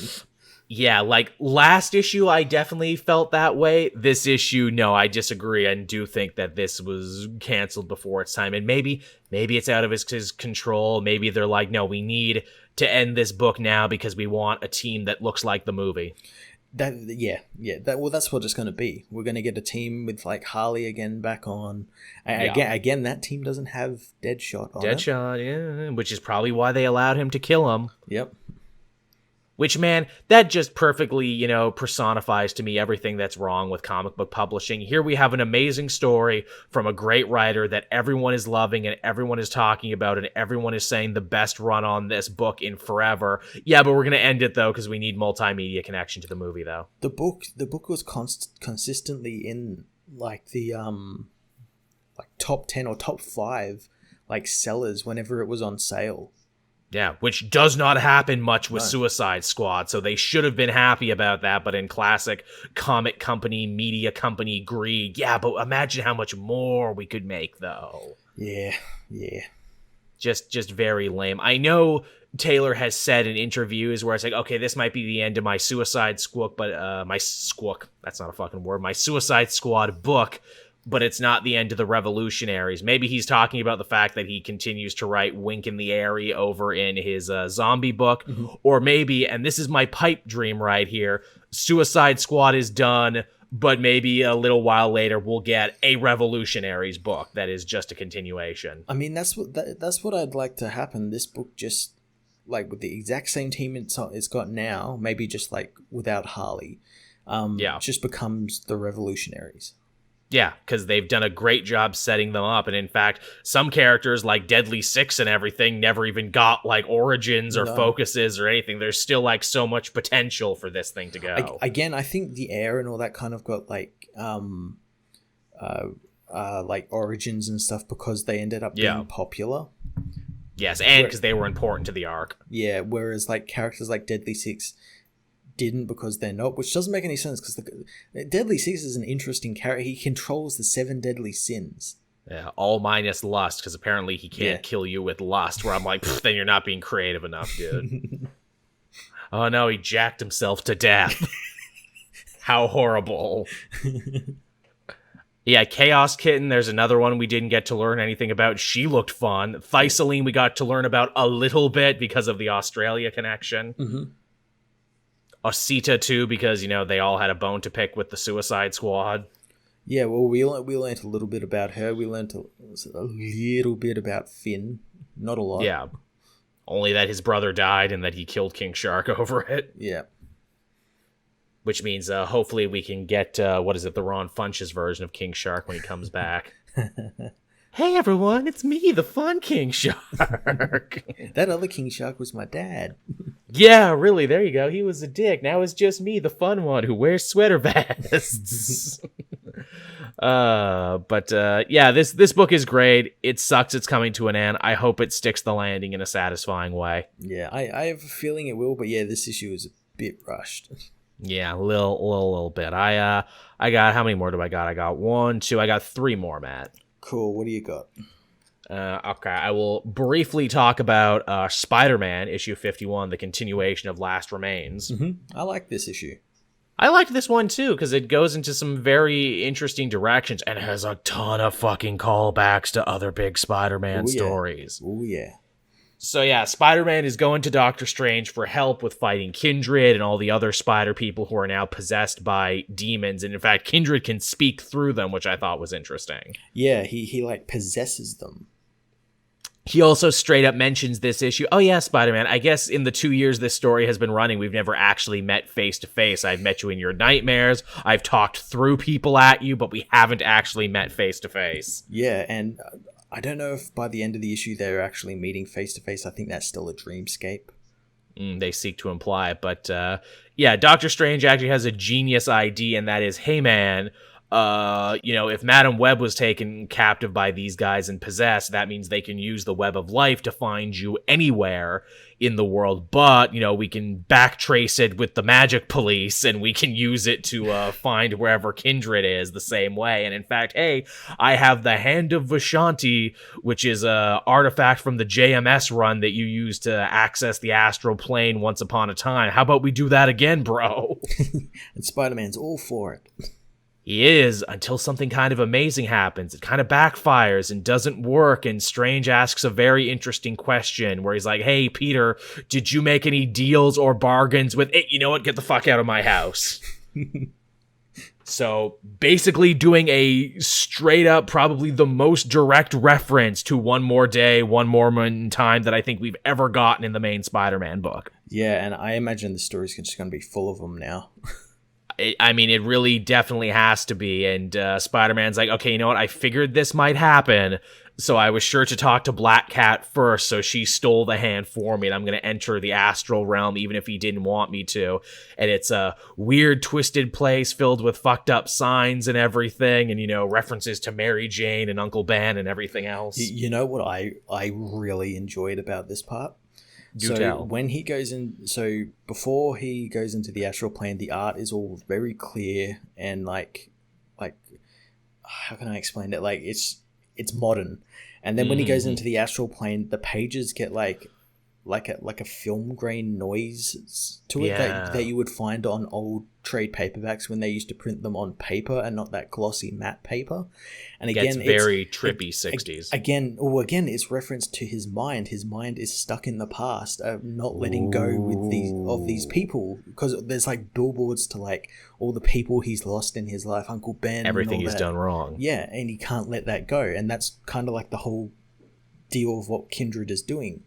That's an excellent reading. In fact, Kindred basically yells at Peter, and it kind of affects him where it's like, wow, this guy is so angry at me. Maybe I did actually do something wrong. Because why else would anyone be this pissed at me? And like Kindred even basically knows what he's going to do before he does it. Oh, you didn't tell your friend the whole story. Oh, you got these other people in danger, because that's always what you do, Spider-Man. Yeah. Because you're a big dickbag like that. And eventually he claws his way out of a grave. Again, straight up reference to Kraven's Last Hunt. Mm-hmm. So we got a JMS reference and a Demathus reference all in the same book. And eventually he finds his way to the messed up graveyard where Kindred has basically dug up all of Spider-Man's dead friends and family and has set up like the freaking table from Texas Chainsaw. Yeah. Well, again, we just thought he dug up George and Gwen Stacy, but no, he's dug up literally everyone. What if he's dug up Uncle Ben? Yeah, probably. He has. But yeah, that's where that one ended. It's pretty cool. You know, it's funny when I was reading, I'm like, man, this references so many things from Spider-Man's greater history, but also doesn't move its own story that much further. I really hope that, you know, Spencer's not bringing this stuff up just for like set dressing, and then he's actually going to acknowledge and deal with some of this shit finally. I think he is. I hope so. He's going to do it, and then he's going to come off the book or something. Or something like that, because it seems like so much of his run has been like a real hardcore Spider-Man fan doing a lot of house cleaning. Mm-hmm. Mm-hmm. And, you know, you figure, you know, if he pulled off what he did with Captain America, that they would trust him to do something similarly big with Spider-Man, where it's like, okay, I got Mary Jane and Peter back together, and then I finally closed the book on one more day. Mm-hmm. So fans can stop talking about it and complain about something new. Oh, I'm sure they'll find something. Because they'll never not complain, but at least let me close the book on this so we can all complain about something else for a bit. But yeah, it was something.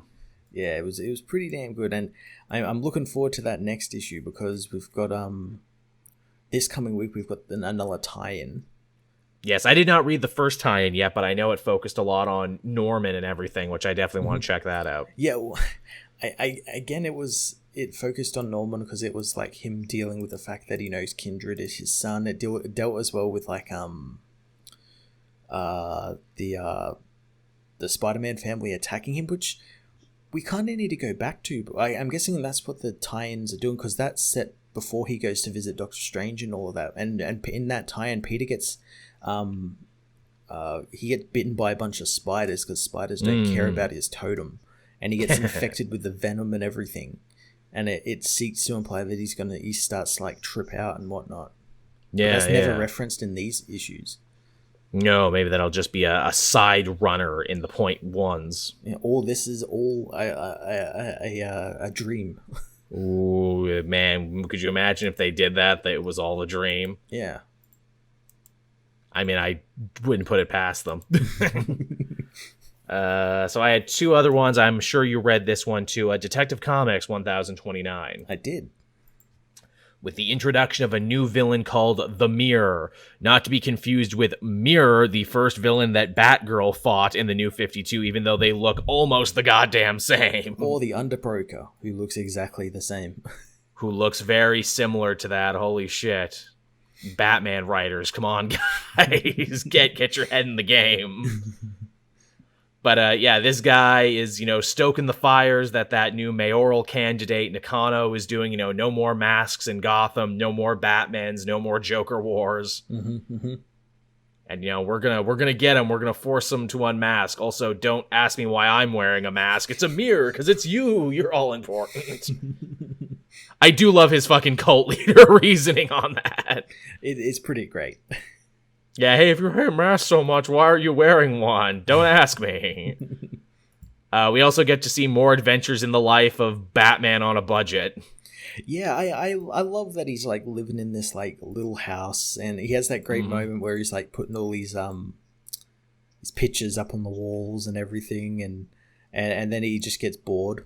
He says, "I'll put this stuff up another way," and that again, as someone who's moved before, that box is gonna stay there for years. Oh god, yeah. Oh, of course. It's also kind of emotional too, where it's like, he's going through all of this because he can't hire a moving company, and it's, bringing up a lot of memories. And he says that he actually left Alfred's room. He hasn't packed up Alfred's room yet because he's not ready to face that yet. Yeah. I'm also reminded we don't see Alfred's room that much, if ever. What do you think's in there? Big picture of Superman? It's just all the Superman memorabilia. That's what I want. It's like, this motherfucker secretly loving Superman under my roof. I want Alfred's room to have something like fucking weird in it. Like, why does he have an Asia poster? Why is it framed? Did he go to the frame store and frame an Asia poster? How hard did the guys at the frame store laugh at him? Something ridiculous like that. So yeah, he goes to a fundraiser that this Nakano guy is having, and they build an interesting character around Nakano because he definitely has a hate boner against superheroes, yet he's a non-dirty cop in Gotham City, which is really rare, and when the boat comes under attack by guys looking to rob them, he's the first into the fray and the first to punch someone. Yeah, I'm convinced that this is all set up for like future state. Maybe. And it has to be. Because that whole story is based around people like outlawing masks in Gotham, and this story is starting that. If they don't do that and they're completely unrelated, then that's going to be really fucking dumb, won't it? And don't say it can't happen, because we've seen shit like that happen before. Yep. But yeah, Nakano, interesting character. A lot of people have already jumped to the conclusion that Nakano must also be Mir. I don't think so. No, I think that's a little obvious. Because he has the eye patch in the cover, and I'm like, well, yeah, that's because they want you to think that. Yeah. Also, too, Hush is going to be in this arc for sure, and Hush's whole thing is that he changes his face and, messes with people's perception. Yeah, and Nakano's whole thing is that he's a straight cop and wants to do everything by the book, and doing that, being a vigilante, is like the opposite of what he wants.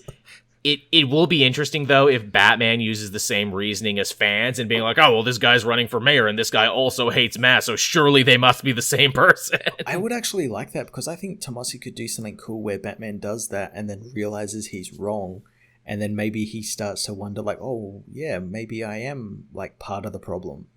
Yeah, because by doing that, he'll also accidentally prove Nakano right. Yeah. It's funny, too, Batman, like, he breaks, his little ear things off during a fight, and it's like, oh, man, I might not be able to replace those right away. Shit. That was a very cool gadget that I think it's appeared a couple of times. I like that he's using that, but I also like that they're keeping it in track with what's happening in Tynan's book, where it's like a leaner Batman, where he can't just do that and be like, oh, it's fine, I'll print more off at the 3D printer. I can't do that. No. He has to go and collect them and put them back on and everything.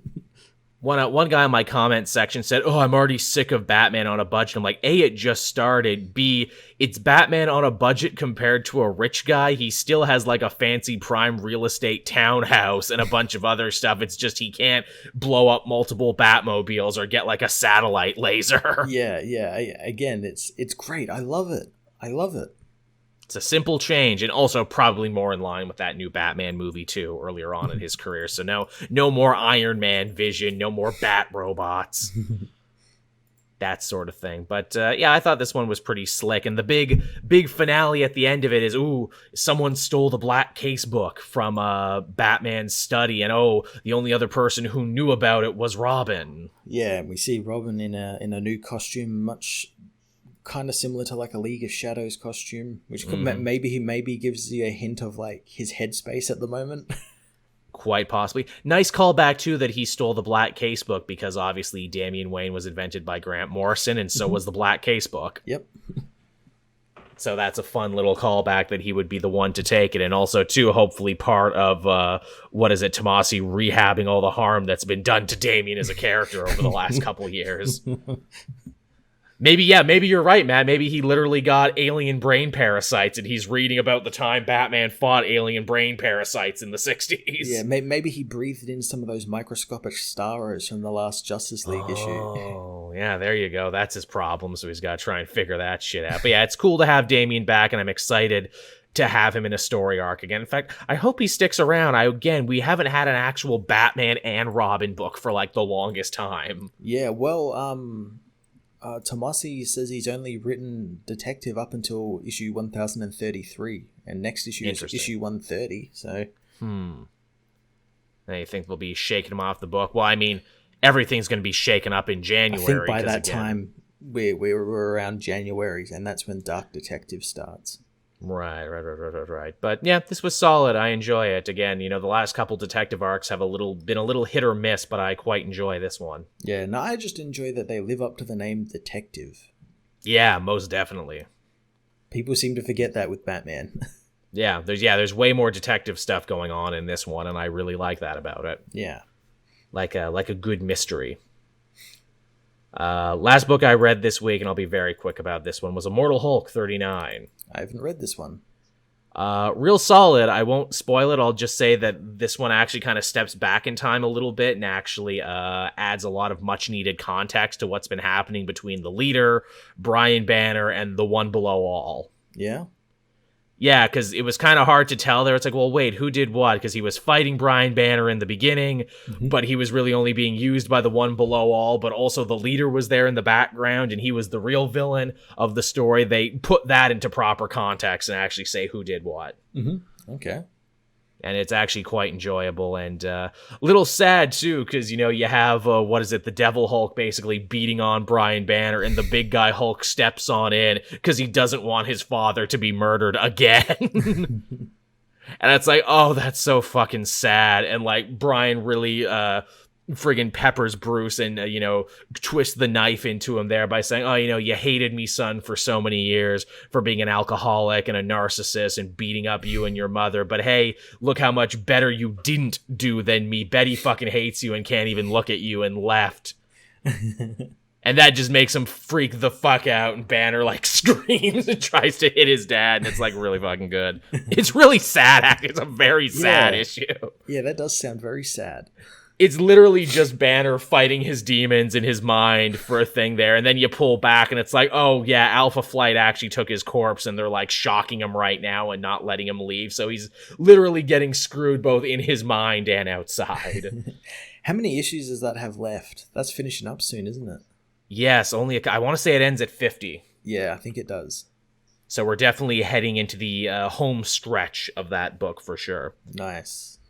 I wonder if Ross will get to come back in any way. I mean, clearly there's stuff left to be done with Betty because she left a couple arcs ago, and so surely he's got to go and make stuff right with her, and assumedly if Ross came back to life, there's got to be one more story with him, yeah?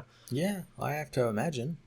Because Ross is his oldest enemy. That's the way it's always been, the Hulk running and Ross chasing after him. I wonder what Ewing's take on that will be. Hopefully he does come back. I'm surprised he hasn't already, since we're in like the ending of a 50-issue story, and he hasn't come back yet. Well, it's funny because they made him the Trump stand-in in Captain America and Avengers for a little bit, where it's like, ooh, I was given a big government job so I can be a dick and do whatever I want. Then they killed him to frame Captain America in the Captain America book. Then he stayed dead for a long time. They mentioned his corpse in, that Carnage series, which actually doesn't link up anymore because he only faked his death, so they shouldn't actually have gotten the codex from him when they did.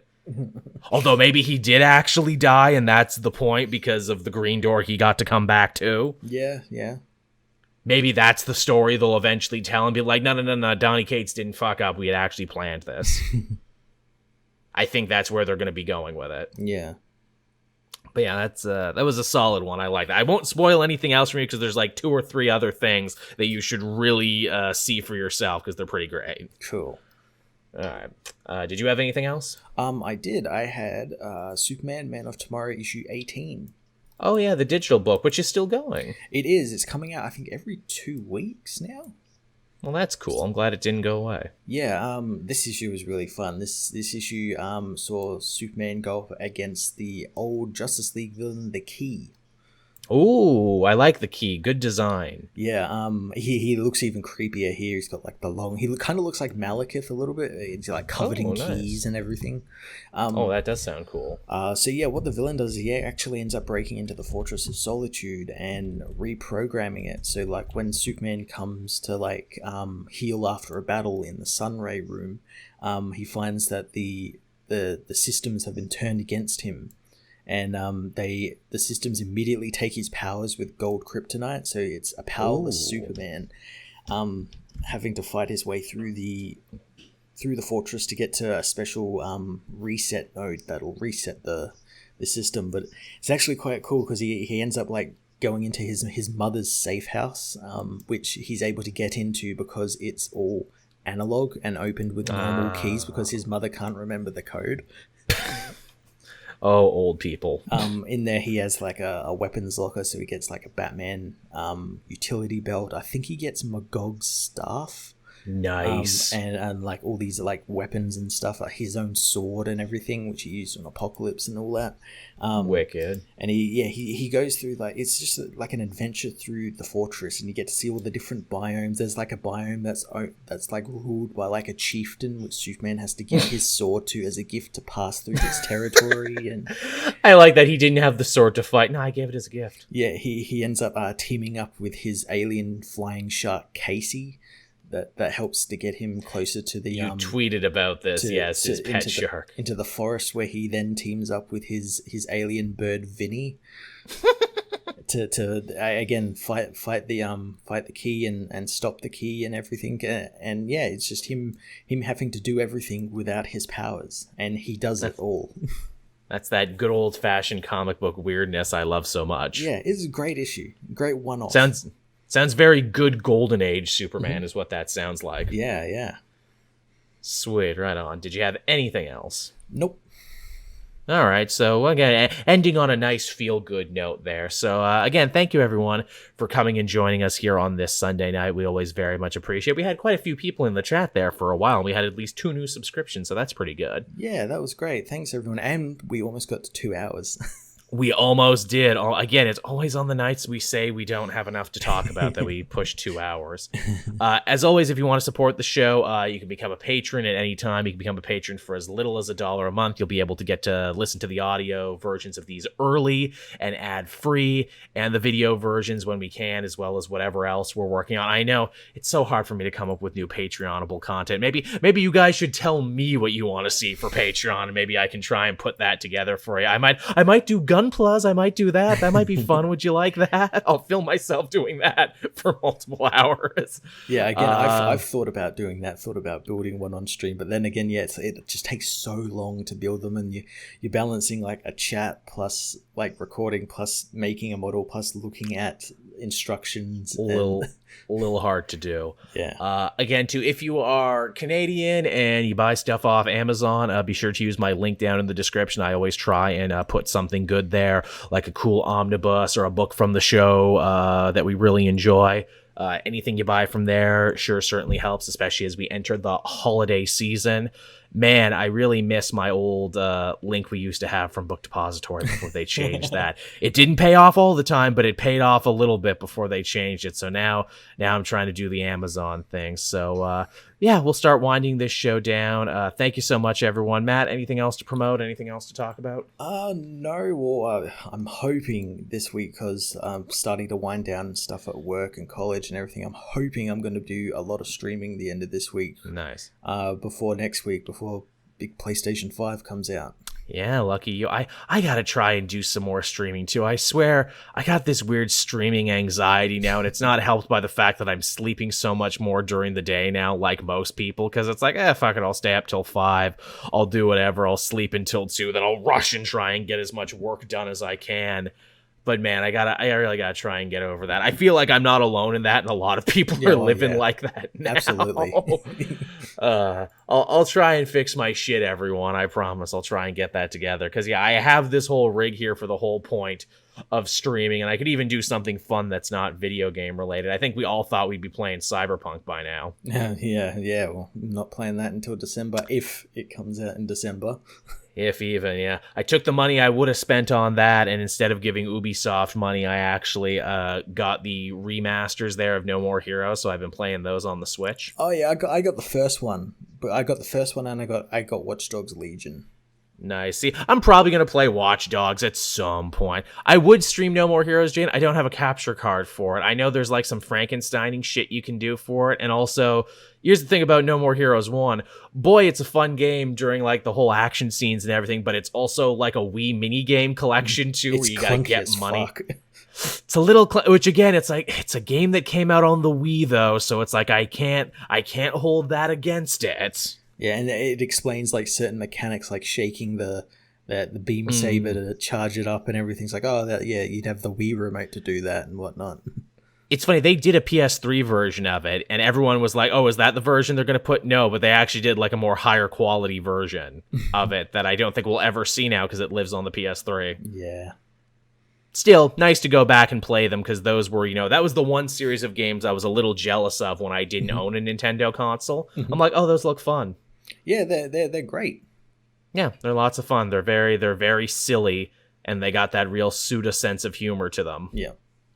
Which is definitely good. So yeah, we'll bring this one to a close, everyone. Thank you so much. Matt and I will be back again next week to fill your ear holes and your eye holes with more comic multiverse goodness. Yeah, stay safe, everyone. Yes, please wash your ass and your face and wear your mask, everyone, and especially stay safe depending on how the third goes if you're in America. How this big election goes, yeah. Yeah. Enjoy your old man contest, everyone. Bye bye. See ya.